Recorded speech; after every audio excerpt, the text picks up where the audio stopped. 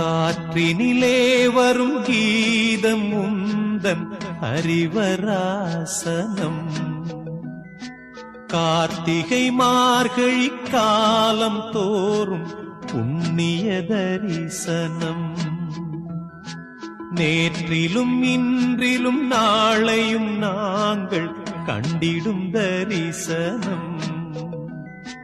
வார்த்தையில் சொல்ல வார்த்தை வராத உன்முக தரிசனம்.